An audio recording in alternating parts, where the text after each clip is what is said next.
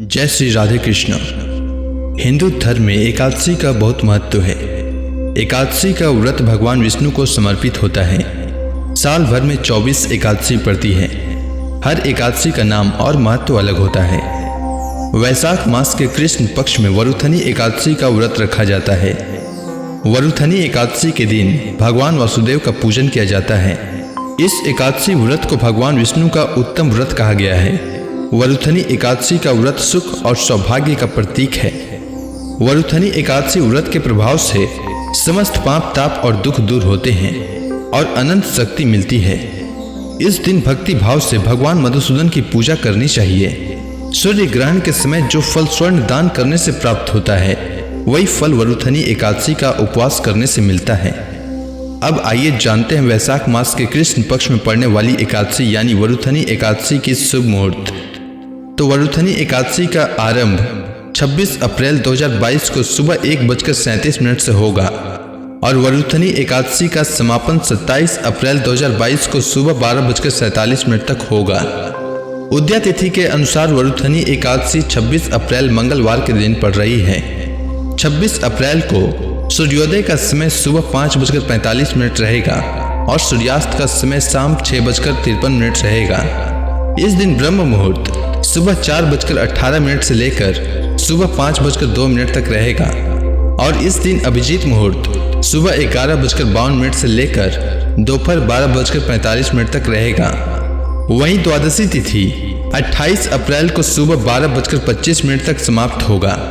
27 अप्रैल को हरिवासर सुबह 6:41 तक रहेगा।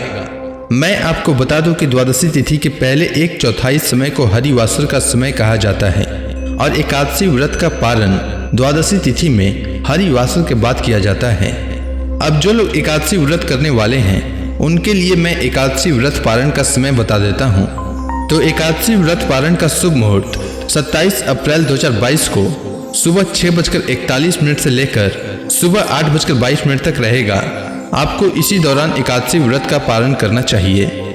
अब आइए जानते हैं वरुथनी एकादशी व्रत की विधि। तो जैसा कि हम सभी जानते हैं कि एकादशी का व्रत दशमी तिथि की शाम सूर्यास्त के बाद से शुरू हो जाता है और एकादशी का व्रत द्वादशी तिथि पर समाप्त होता है।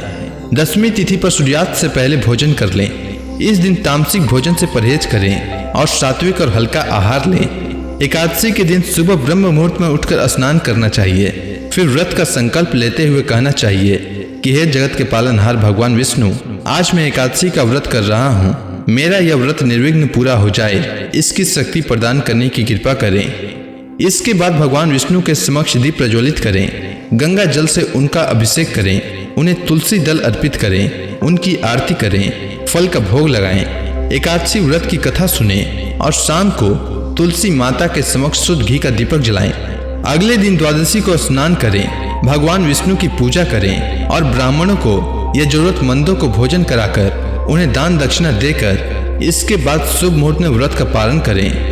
पारण का भोजन सात्विक रखें। पारण के भोजन में प्याज और लहसुन का प्रयोग बिल्कुल भी न करें। उम्मीद है आपको वरुथनी एकादशी से जुड़ी जानकारी अच्छी लगी होगी। धन्यवाद।